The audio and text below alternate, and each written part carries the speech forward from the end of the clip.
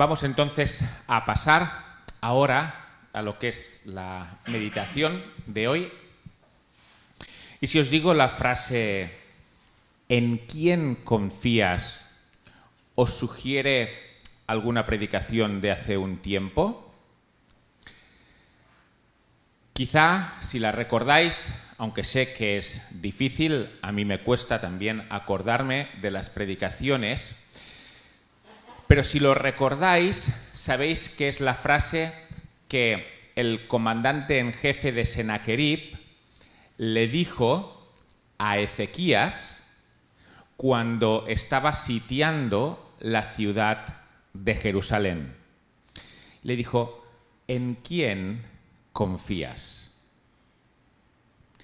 ¿Acaso crees que Egipto o que tu Dios te va a librar de esto? La situación es que Asiria y su rey Sennacherib quiere invadir todo el reino de Judá. El reino de Judá es el reino del sur de Israel. El reino del norte ya había sido invadido y quedaba en solitario el reino del sur. Y por una torpeza política de Ezequías, que retó a Asiria y no debió de haberlo hecho, ahora Asiria quiere invadir Judá. Y de hecho está a punto de conseguirlo. Ya ha podido con todas las ciudades de Judá, excepto con dos: Jerusalén y Laquis. Y Laquis está a punto de caer. Por tanto, lo único que le falta a Asiria, a Sennacherib, por invadir, es la ciudad de Jerusalén. Y la forma habitual de invadir una ciudad amurallada era sitiarla.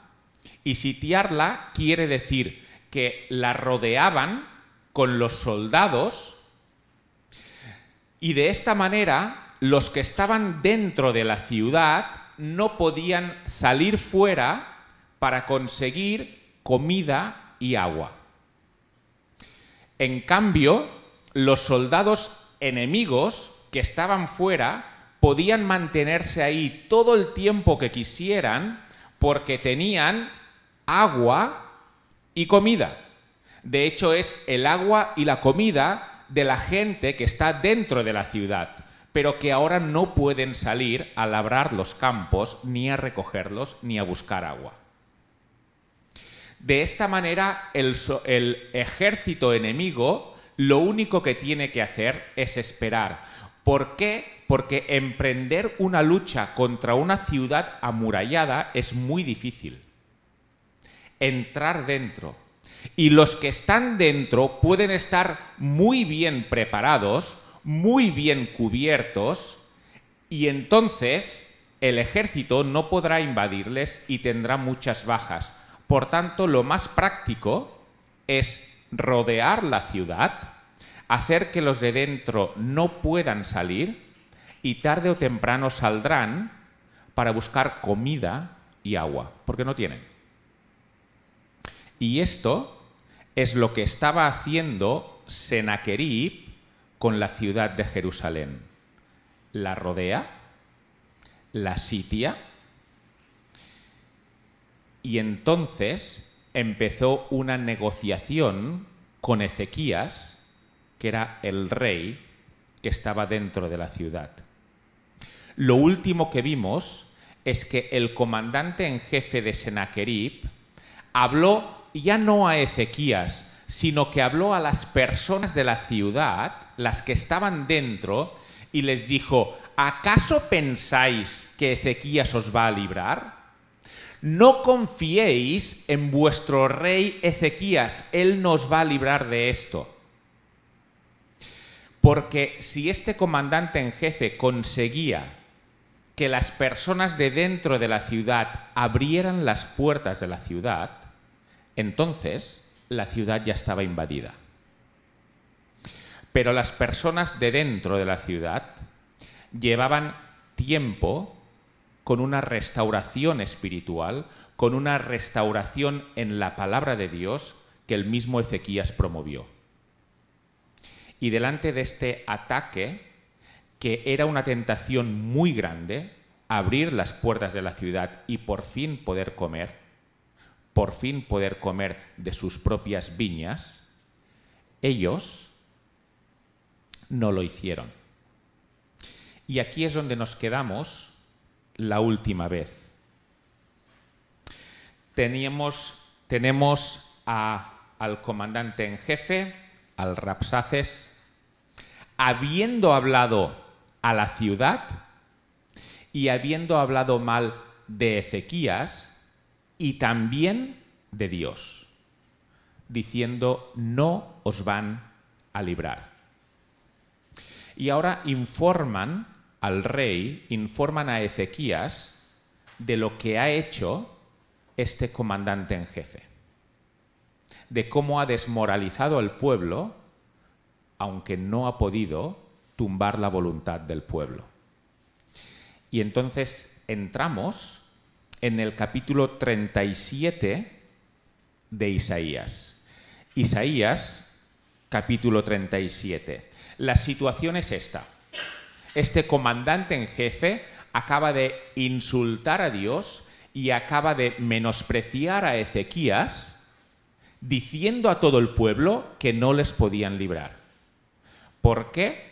Porque hasta ese momento habían tenido una serie inmaculada de éxitos militares y ningún Dios había librado a ninguna nación de ellos. Así que ellos iban a correr la misma suerte que el resto. Aquí es donde estamos. Y ahora empezamos en el versículo 1 de Isaías 37. Dice: aconteció pues que cuando el rey Ezequías oyó esto, oyó lo que este comandante en jefe había dicho a la gente de la ciudad, rasgó sus vestidos y cubierto de cilicio vino a la casa de Jehová y envió a Eliaquim mayordomo, a Sebna escriba y a los ancianos de los sacerdotes cubiertos de cilicio al profeta Isaías, hijo de Amoz, los cuales le dijeron: así ha dicho Ezequías, día de angustia, de reprensión y de blasfemia es este, porque los hijos han llegado hasta el punto de nacer y la que da a luz no tiene fuerzas. Quizá oirá Jehová tu Dios las palabras del Rabsaces, este comandante en jefe, al cual el rey de Asiria, que es Senaquerib, su señor, envió para blasfemar al Dios vivo y para vituperar con palabras que oyó Jehová tu Dios. Eleva pues oración tú por el remanente que aún ha quedado. Lo primero que hace aquí el rey Ezequías es mostrar tristeza y arrepentimiento delante de la situación. Lo vemos cuando dice: rasgó sus vestidos y cubierto de cilicio. Por tanto, en primer lugar, muestra arrepentimiento, porque él sabe que es responsable de lo que está ocurriendo. Y además de esto, lo que hace es pedir ayuda al profeta Isaías para que Isaías interceda y hable a Dios a favor del pueblo y salve a los que están en Jerusalén, porque ya son los únicos que quedan. Ezequías ha llegado al punto en que él sabe que no puede hacer nada.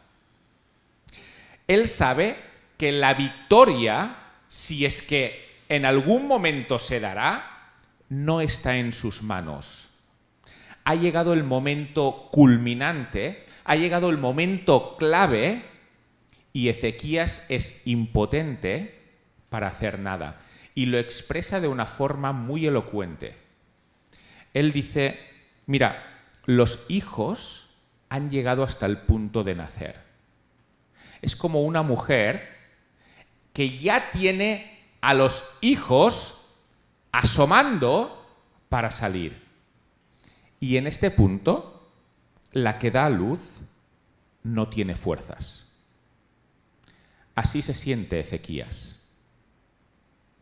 Yo soy el que tengo ahora que dar el último empujón, pero no tengo fuerzas. Yo ya no puedo. Y es el peor momento para quedarse sin fuerzas.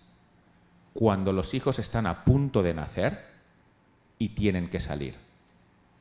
Así se siente Ezequías.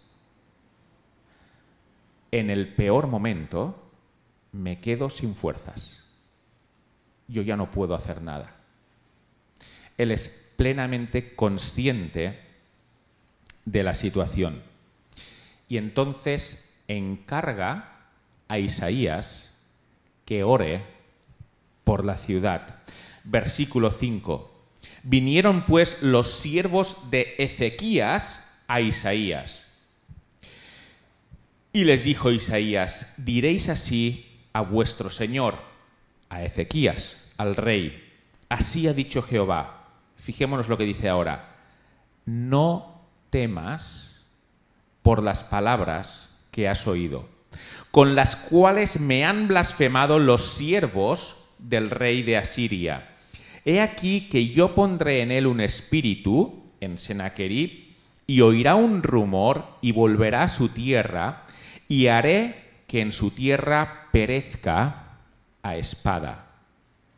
Quedémonos con este detalle también. Haré que en su tierra, Sennacherib, el rey de Asiria, perezca a espada. La situación no puede ser más desesperada. Jerusalén sitiada, un ejército que ha vencido a todos y Ezequías sin poder hacer nada. No puede salir de esa situación. Y en esta situación desesperada, en la que Ezequías ya no puede hacer nada, ¿cuáles son las palabras de Dios para Ezequías? Versículo 6, no temas. Casi puede parecer una locura esto, ¿verdad? Es una situación en la que están a punto de desaparecer, en la que no hay ningún medio humano por el cual ellos puedan librarse del ejército de Sennacherib, del ejército de Asiria. No existe posibilidad. En medios humanos van a morir. Y la respuesta de Dios en medio de esta situación es no temas. Estas palabras, por supuesto, no es la primera vez que Isaías las dice a un rey. ¿Y a qué situación es a la que Isaías le está diciendo, mira, tú has escuchado unas palabras, pero no temas? ¿Qué palabras son las que había escuchado Ezequías? Lo podemos ver en el capítulo 36, el anterior, versículos 18 y 19. Es lo que el comandante en jefe decía al pueblo, mirad que no os engañe Ezequías diciendo, Jehová os librará. ¿Acaso libraron los dioses de las naciones cada uno a su tierra de mano del rey de Asiria? ¿Dónde está el Dios de Amat y el Dios de Arfat? ¿Dónde está el Dios de Sefarbaim? ¿Libraron a Samaria de mi mano? ¿Qué Dios hay entre los dioses de estas tierras que haya librado su tierra de mi mano para que Jehová libre de mi mano a Jerusalén? El argumento es muy claro. Mirad, he invadido todas estas ciudades y todas estas ciudades tenían su propio Dios y clamaban a su propio Dios. ¿Y sabéis lo que ha pasado? Ningún Dios ha podido librar a sus ciudades, a sus naciones, de que yo los invadiera. Nadie se ha resistido. ¿por qué vosotros, una ciudad, Jerusalén, por qué ibais a ser diferentes? Si observas el éxito que he tenido hasta ahora, no tienes ningún motivo para confiar en que vas a vencer. Ningún Dios los ha librado. ¿Por qué tu Dios te va a librar? ¿Qué es lo que está haciendo con eso Sennacherib? Sennacherib está igualando a Jehová al resto de dioses. Jehová es otro dios más de todos los dioses locales que hay en la zona. Es uno más. Y si he podido con los otros, voy a poder también con Jehová. Este es el argumento.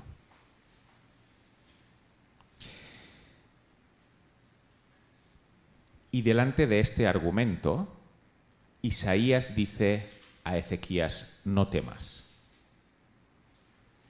No temas. Este no temas, cuando lo vemos ahora en perspectiva histórica, es fácil. Pero la situación era una situación tremendamente desesperada. Y además tenía un antecedente muy claro. Acaz, el padre de Ezequías, el padre del rey, quien también fue rey, estuvo en una situación muy parecida. Él estaba en Jerusalén y Siria, no Asiria, Siria, juntamente con el reino del norte, se unieron para atacar a Judá. ¿Y cuál fue ahí la respuesta de Isaías, de este mismo profeta, al padre de Ezequías cuando era rey? ¿Cuál fue la respuesta de Isaías, al padre de Ezequías? La misma. No temas. Pero hay para temer. La respuesta de Isaías, lo vemos en el capítulo 7, nos lo explicó muy bien Rubén. La respuesta de Isaías fue, no temas, al padre de Ezequías. ¿Y qué hizo Acaz, su padre? ¿Obedeció a Isaías o no obedeció a Isaías? No lo obedeció. Y temió. Y Ezequías tiene esto en la memoria. Además, Ezequías reinó unos años juntamente con su padre. Aprendió a reinar de su padre, aunque gracias a Dios lo hizo muy diferente y lo hizo mucho mejor. Y eliminó toda la idolatría que había en Jerusalén. Pero él conocía esta historia. A mi padre, Isaías también le dijo, no temas. Y mi padre no obedeció. Ahora estoy yo en la misma situación que mi padre.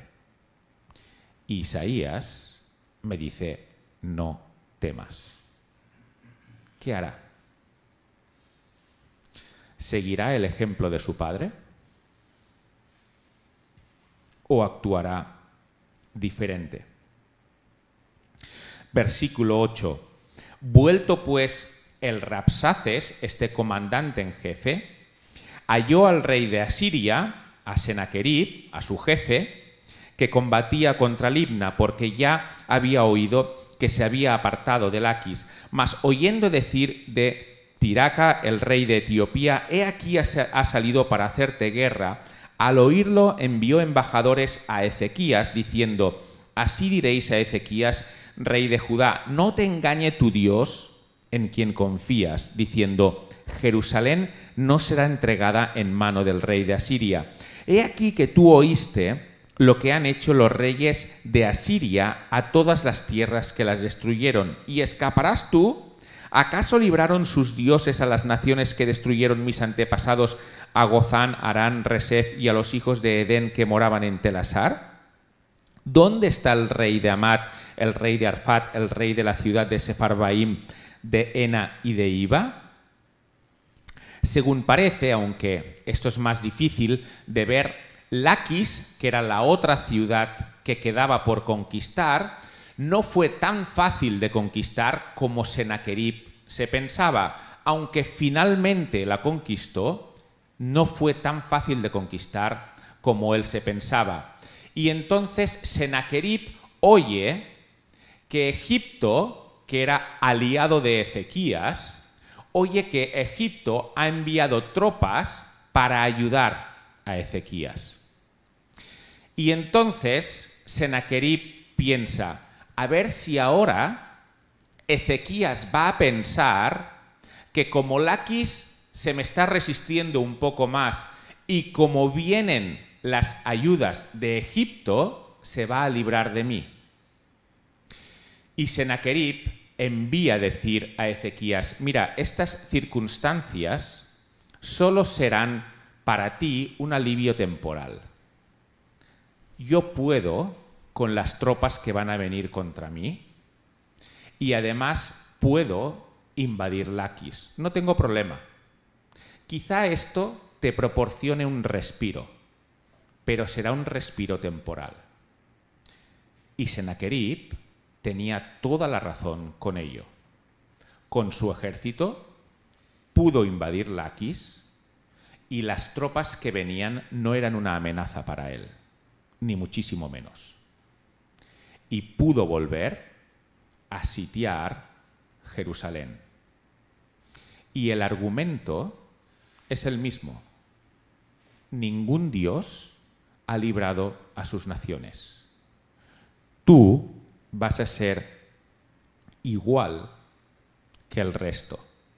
Y si antes este comandante en jefe había dicho a los habitantes de Jerusalén que Ezequías no os engañe, que él no os puede librar, esto es lo que había dicho, ahora lo que le dicen a Ezequías es que tu Dios no te engañe, tu Dios no te va a librar. Versículo 10. No te engañe tu Dios en quien tú confías, diciendo, Jerusalén no será entregada. El mismo argumento. Al pueblo se le dice que no te engañe el rey, que no te puede librar. Y al rey se le dice que no te engañe tu Dios, que tu Dios no te va a librar. Sennacherib está tratando a Dios de mentiroso. Porque si Dios ha dicho que los va a librar y Sennacherib dice que no te engañe tu Dios, lo que está haciendo Sennacherib es tratar a Dios como mentiroso. Y por supuesto esto es algo que Dios no va a pasar por alto. Versículo 14. Y tomó Ezequías las cartas de mano de los embajadores y las leyó, y subió a la casa de Jehová y las extendió delante de Jehová. Entonces Ezequías oró a Jehová diciendo, Jehová de los ejércitos, Dios de Israel, que moras entre los querubines, solo tú eres Dios de todos los reinos de la tierra. Tú hiciste los cielos y la tierra. Inclina, Jehová, tu oído y oye. Abre, oh Jehová, tus ojos, y mira, y oye todas las palabras de Sennacherib, que ha enviado a blasfemar al Dios viviente. Ciertamente, oh Jehová, los reyes de Asiria destruyeron todas las tierras y sus comarcas y entregaron los dioses de ellos al fuego, porque no eran dioses, sino obras de mano de hombre, madera y piedra. Por eso los destruyeron. Ahora pues, Jehová Dios nuestro, líbranos de su mano, para que todos los reinos de la tierra conozcan que solo tú eres Jehová. Ezequías había cometido errores a pesar de ser un rey excelente, pero cometió errores y estaban en esta situación por su torpeza. Pero ahora, cuando llega el momento en el que él se siente como una mujer que está dando a parto y en el último momento ya no tiene fuerzas para seguir, cuando él siente que ya no puede hacer absolutamente nada para librar a su pueblo, él hace lo correcto. Ahora no confía en su ejército, que por supuesto no es nada en comparación con el de Sennacherib, sino que lo que hace es volver a Dios. Es cierto, estamos en esta situación por mi culpa, pero ahora vuelvo a Dios en oración.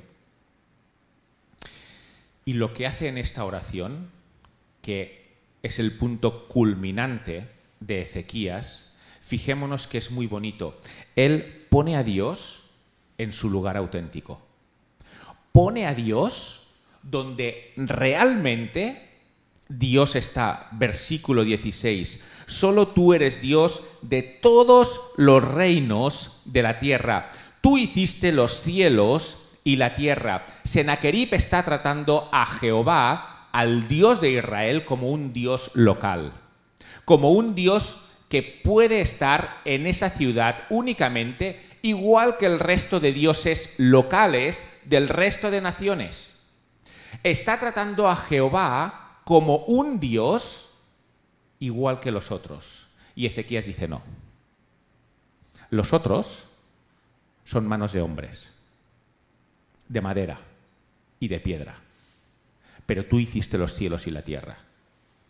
Tú no eres el Dios de Jerusalén únicamente, sino que eres el Dios de toda la tierra. En contraste con lo que hace Sennacherib. Pero además recuerda algo que debemos de recordar. Recuerda algo que todos debemos de saber. Y es lo que Dios hace en comparación también con los dioses que son de piedra y de madera. ¿Un dios de piedra o un dios de madera puede abrir los ojos? ¿Puede escuchar a alguien? ¿Puede hacer algo? No, ¿verdad? Ezequías está diciendo lo que Dios sí que hace. Y fijémonos que es muy bonito. Inclina tu oído. Versículo 17. ¿Por qué? Porque Dios oye. Porque Dios realmente, de verdad, puede escuchar. Abre tus ojos. Porque Dios puede ver. Y oye todas las palabras de Sennacherib. ¿Qué diferencia confiar en un Dios hecho por manos de hombres, que es de madera o de piedra, que ni puede ver o ni puede escuchar, a confiar en un Dios que puede ver y a confiar en un Dios que puede escuchar? ¿Qué diferencia, verdad? Ezequías tiene clara esta diferencia en la cabeza. Es Sennacherib quien no la tiene clara. Es Sennacherib quien piensa que Jehová es un Dios como los otros, hecho de madera o hecho de piedra, que no puede ni oír ni escuchar. Pero Ezequías sí tiene esto claro. Y si Dios puede oír y Dios puede escuchar y puede ver, que oiga ahora y que vea ahora, para que actúe ahora. Además, Ezequías reconoce que parte de lo que dice Sennacherib es cierto. él no está engañando en una buena parte de lo que dice. Sennacherib dice que ha podido vencer a todos, a pesar de sus dioses. Y si vemos, Ezequías reconoce esto y dice, es verdad. Dice, mira, Dios, tú que tienes ojos para ver, míralo. Porque es cierto, versículos 18 y 19, es cierto que Sennacherib ha podido vencer a todos. Eso sí es cierto. No es cierto que tú seas un dios como el resto de dioses. No es cierto que tú no puedas ni ver ni escuchar. Pero eso sí es cierto. Y mirad, primera aplicación para nosotros de lo que está haciendo aquí Ezequías. Y es que siempre, siempre es un buen momento para acercarse a Dios. Tenemos la tendencia, como humanos, a acercarnos a Dios, como mínimo con más confianza, cuando hemos podido resolver ciertos problemas. Si estoy luchando con un pecado, puedo pensar a ver si mejoro y entonces puedo presentarme delante de Dios. Cuando estoy luchando con una situación que es por mi culpa, como es este el caso, a ver si soluciono yo la situación, porque yo soy el responsable, y después me acerco a Dios. Pero lo que nos está diciendo aquí Ezequías con su ejemplo es que cualquier momento es bueno para acercarse a Dios, aunque estés con el barro hasta el cuello por tu propia culpa. Aunque estés con el barro que ya no te deja respirar por algo que es tu responsabilidad. La tendencia nuestra humana será, quiero salir de ello para presentarme mejor delante de Dios. Esta será nuestra tendencia. Pero Ezequías nos está diciendo, mira, yo erré, pero ahora voy a hacer lo correcto.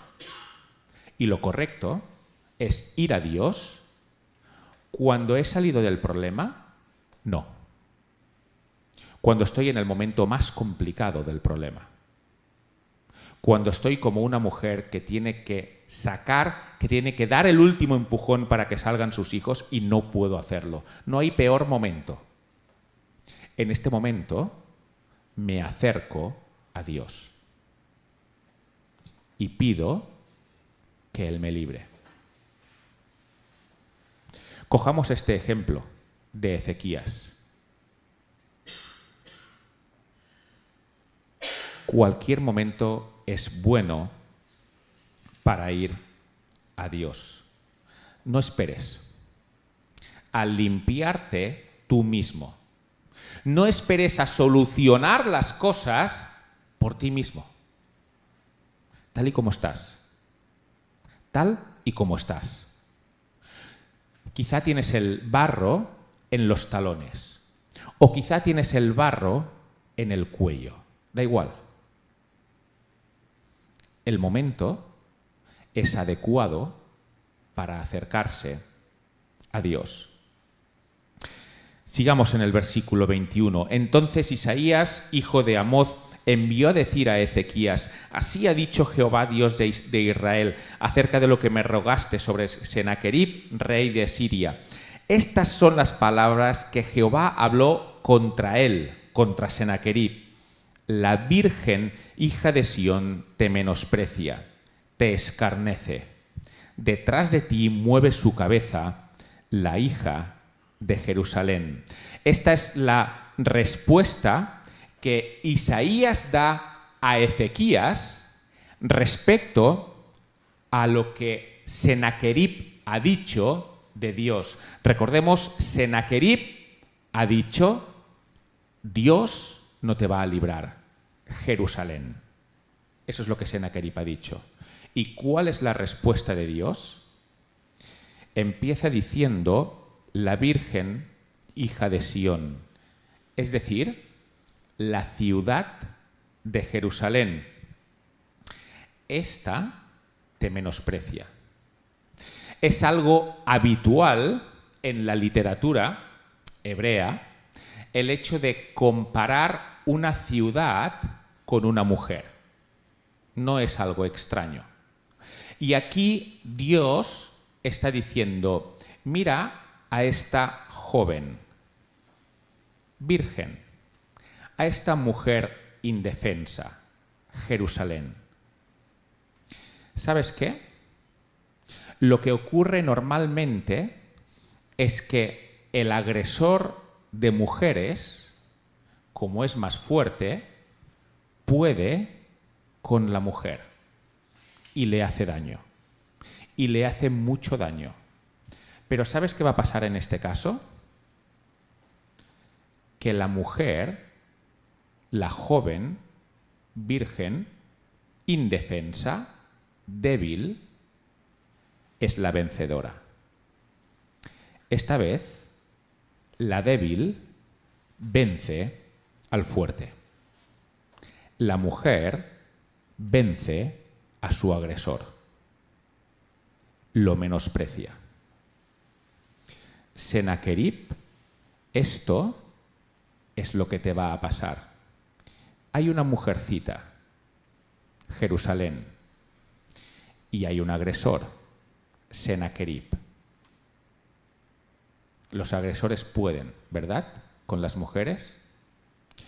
Por desgracia sí. Pero en esta ocasión, la joven virgen menospreciará, vencerá a su agresor, a Sennacherib. Esto es lo que va a ocurrir. Versículo 23. ¿A quién vituperaste y a quién blasfemaste? ¿Contra quién has alzado tu voz y levantado tus ojos en alto? Contra el Santo de Israel. Recordemos que esta es la respuesta que Dios está dando a Sennacherib, el rey de Asiria. Dice, por mano de tus siervos has vituperado, insultado al Señor, y dijiste, con la multitud de mis carros subiré a las alturas de los montes, a las laderas del Líbano, cortaré sus altos cedros y sus cipreses escogidos, llegaré hasta las más elevadas cumbres, al bosque de sus feraces campos. Yo cavé y bebí las aguas, y con pisadas de mis pies sacaré todos los ríos de Egipto. Lo grave de Sennacherib no es que haya querido invadir una ciudad, aunque esta ciudad sea Jerusalén. Lo grave de Sennacherib es que ha menospreciado a Dios. Eso es lo grave. Y esto Dios no se lo va a permitir. Él ha menospreciado, versículo 23, al Santo de Israel. Como Él ha vencido hasta aquí, esto es simplemente una victoria más de las muchas que tiene en su currículum. Pero con el Santo de Israel no se juega. Y Sennacherib va a aprender la lección. Dios le sigue diciendo a Sennacherib, ¿no has oído decir que desde tiempos antiguos yo lo hice, que desde los días de la antigüedad lo tengo ideado y ahora lo he hecho venir? Y tú serás para reducir las ciudades fortificadas a montones de escombros. Tus moradores fueron de corto poder, fueron acobardados y confusos, fueron como hierba del campo y hortaliza verde, como heno de los terrados que antes de sazón se seca. He conocido tu condición, tu salida y tu entrada y tu furor contra mí, porque contra mí te airaste. Fijémonos que este es el punto. La cuestión no es tanto la ciudad de Jerusalén, sino que contra mí, contra Dios, te airaste, y tu arrogancia ha subido a mis oídos. Pondré, pues, mi garfio en tu nariz y mi freno en tus labios, y te haré volver por el camino por donde viniste. Todos los pecados son desagradables a Dios, pero hay pecados que son especialmente desagradables. Y un pecado que para Dios es especialmente desagradable es la arrogancia, el orgullo delante de Él. Que alguien pretenda ponerse cara a cara con Él. Esto Dios lo desecha. Y este es el pecado de Sennacherib. Tu arrogancia ha subido a mis oídos. ¿Y sabes qué va a pasar entonces contigo, Sennacherib? Lo que vosotros, los asirios, hacéis a las ciudades que vencéis, a los vencidos, es perforarlos con un garfio. Gracias a Peter Pan todos sabemos lo que es un garfio, ¿verdad? Pues esto es lo que ellos hacían. Y ahora Dios le dice, mira, el garfio lo vas a tener tú. Ahora no se lo vas a poner a tus enemigos, sino que el garfio va a ir en tu contra. Versículo 30, y esto te será por señal, comeréis este año lo que nace de suyo, y el año segundo lo que nace de suyo, y el año tercero sembraréis y segaréis, y plantaréis viñas y comeréis su fruto, y lo que hubiere quedado de la casa de Judá y lo que hubiere escapado volverá a echar raíz abajo y dará fruto arriba, porque de Jerusalén saldrá un remanente, y del monte de Sión los que se salven. El celo de Jehová de los ejércitos hará esto. Los sitios, cuando rodeaban una ciudad para que la gente de dentro de la ciudad al final saliera, esto podía durar años y de hecho en ocasiones duraba años. Y aquí está diciendo Dios, Jerusalén va a ser alimentada. Y además, al tercer año cosecharán, que ahora no pueden, es cierto, pero van a cosechar. Y van a comer de lo que cosechan. Versículo 33. Por tanto, así dice Jehová acerca del rey de Asiria: no entrará en esta ciudad, ni arrojará saeta en ella, no vendrá delante de ella con escudo, ni levantará contra ella baluarte. Por el camino que vino, volverá y no entrará en esta ciudad, dice Jehová, porque yo ampararé a esta ciudad para salvarla por amor de mí mismo y por amor de David, mi siervo. Versículo 36 es el desenlace de esta historia. Y salió el ángel de Jehová y mató a 185.000 en el campamento de los asirios. Y cuando se levantaron por la mañana, he aquí que todo era cuerpos de muertos. Entonces, Sennacherib, rey de Asiria, se fue e hizo morada en Nínive. Ahora que ya terminamos, vemos dos desenlaces. El primero de ellos es el de Jerusalén y el segundo de ellos es el de Sennacherib. Fijémonos cuál es la situación previa. La situación previa es que Jerusalén está perdida. Jerusalén no tiene nada, ninguna esperanza en ella misma para salir de la situación. Está sitiada por miles de soldados. Y Sennacherib tiene todo lo necesario para ganar. Esta es la situación. ¿Cuál es el primer desenlace? El primer desenlace es el de Jerusalén. Y dice el versículo 36, el ángel de Jehová mató a 185.000 en el campamento de los asirios. Los asirios evidentemente estaban sitiando Jerusalén y estaban acampados alrededor de la ciudad. Se levantan una mañana y 185.000 soldados han muerto. Y todos son cuerpos de soldados muertos. No murieron todos, Había más. pero 185.000 murieron. El mensaje para Sennacherib está claro. Te vas de aquí. Y Sennacherib se va. Tal y como leemos en el texto.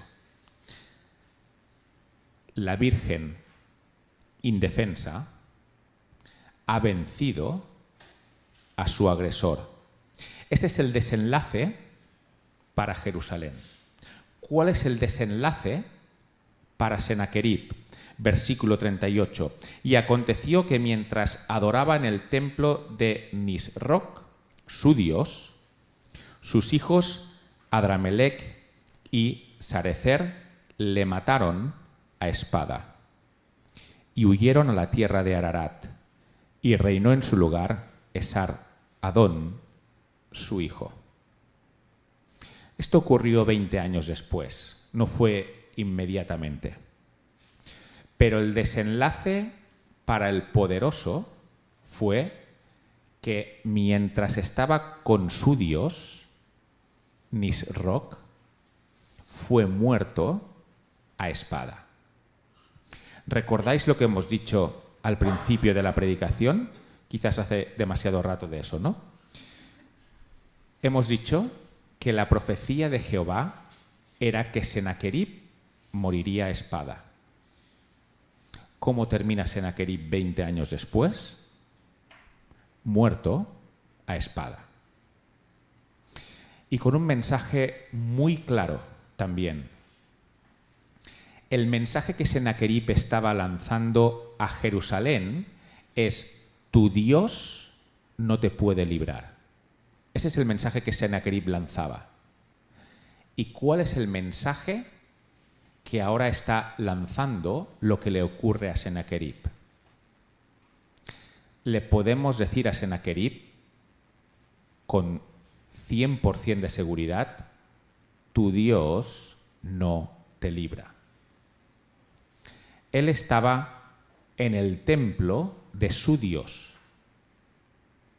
Y ahí fue donde murió a espada. Qué ironía, ¿verdad? El que decía a otros: tu Dios no te libra, ahora su Dios no le libra a él de morir a espada en manos de sus propios hijos. Esto es lo que le ocurre a Sennacherib. Terminamos con unas aplicaciones. Cuidado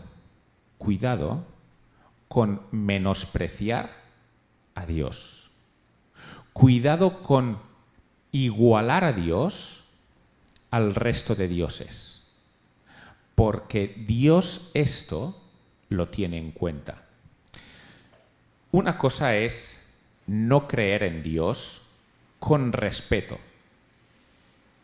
Y otra cosa es hablar de Dios como si fuera cualquier otro Dios, como el resto de dioses. Eso es muy diferente.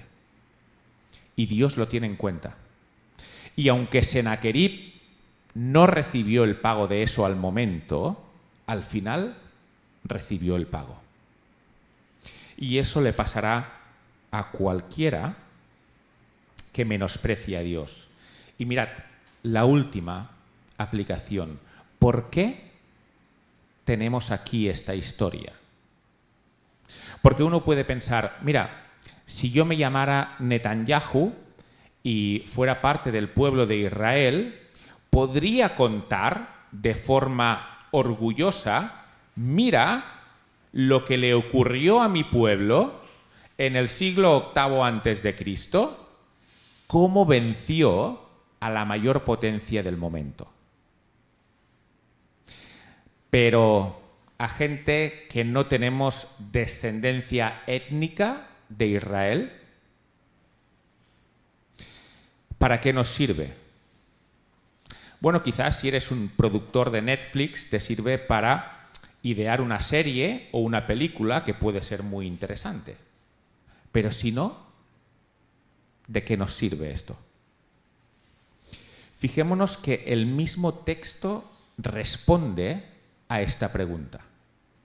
El mismo texto nos enseña para qué nos sirve esto a nosotros hoy, 2700 años después de estos acontecimientos, en una nación del Mediterráneo con personas que nada tienen que ver con el pueblo étnico de Israel. El mismo texto nos lo dice. De hecho, nos lo dice Ezequías en su oración. Versículo 20, al final del versículo 20. Dice, ahora pues, Jehová Dios nuestro, líbranos de su mano, que es lo que aconteció. ¿Para qué? Para que todos los reinos de la tierra conozcan que solo tú eres Jehová. ¿Para qué está este texto aquí? ¿Para qué está esta historia aquí? No está para humillar a Sennacherib, no está para humillar a Asiria, ni siquiera está para exaltar a Ezequías, y ni siquiera está para la descendencia étnica de Ezequías que puedan tener una buena historia de sus antepasados, sino que el alcance de esta historia, fijémonos, es para todos los reinos de la tierra. Y en estos reinos de la tierra estamos nosotros. Y más en España, que es un reino, no una república. Pero además, ¿qué tienen que hacer todas las personas de estos reinos de la tierra? ¿Qué es lo que tienen que hacer a través de esta historia? Que reconozcan, que conozcan que solo tú eres Jehová. Esta historia está aquí para que tú, yo y cualquier persona de cualquier lugar de la tierra conozca que solo Jehová es el Dios vivo y verdadero, solo Él. Y para que conozcan esto a través del milagro que hizo librando a Jerusalén. Y mirad, es muy interesante esto, porque alguien me puede decir, muy bien, Isaac, pero tú estás leyendo esta historia en la Biblia y, por supuesto, la Biblia se apoya a sí misma. La Biblia no se va a contradecir a sí misma. Así que la Biblia explica esta historia para dar apoyo a lo que la Biblia nos quiere decir, y la Biblia nos quiere decir que solo Dios es Dios. Es cierto. Vayamos entonces a las crónicas de Sennacherib, que no están en la Biblia.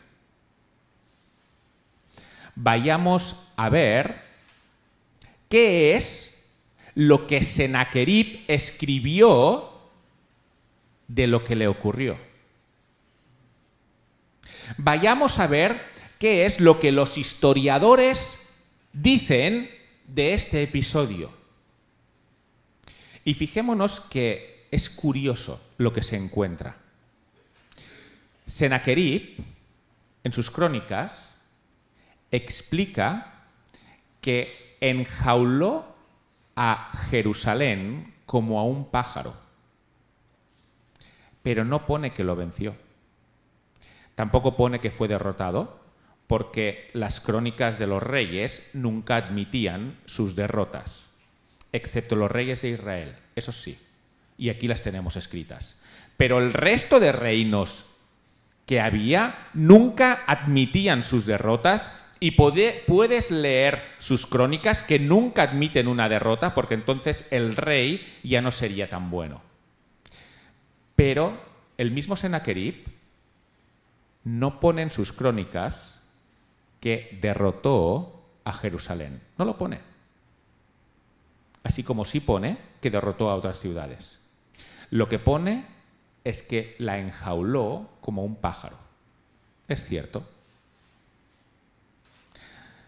Si vamos a los historiadores, los que estudian los eventos pasados, ellos miran este episodio en la historia, no basándose únicamente en la Biblia, sino en otras fuentes, y no encuentran ninguna explicación al hecho de que Sennacherib no haya podido invadir Jerusalén.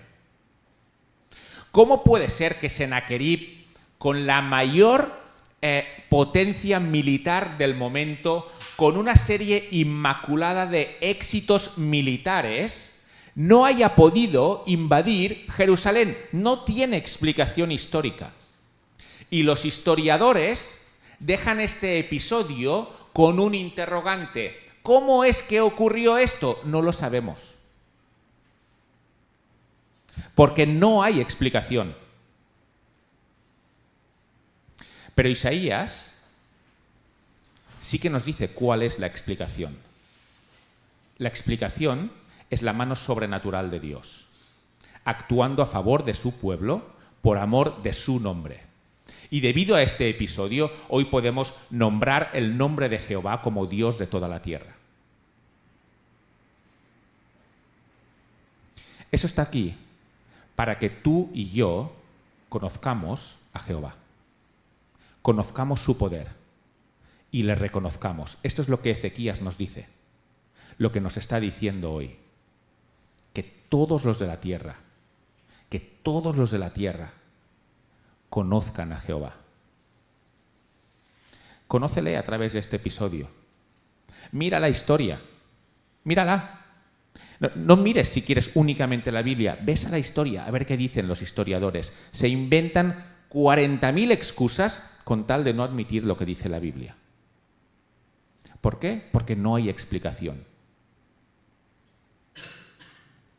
La explicación es que Dios quiere dar a conocer su poder a todos.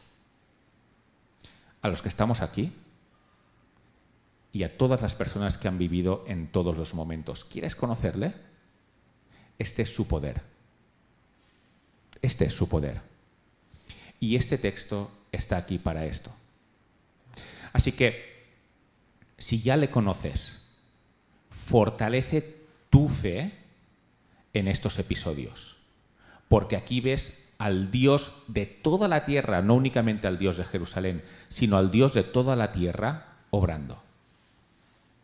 Y si no le conoces, mira esta historia y conócele. Y di, realmente no eres como el resto de dioses. Realmente no eres como el resto de religiones. Eres la que es verdadera. Y Él lo demuestra. Pues que Dios nos ayude a asimilar esto y a vivir esto en este 2023 y los que quedan, que tenemos por delante. Vamos a terminar en oración. Padre, muchas gracias porque tú eres un Dios que no únicamente habla, sino que eres un Dios que escucha, un Dios que ve y un Dios que actúa. Queremos ver tus maravillas y conocerte a través de ellas. Ayúdanos en ello. Amén. Muy bien, pues hasta aquí el culto de hoy y ahora podemos pasar a esta zona.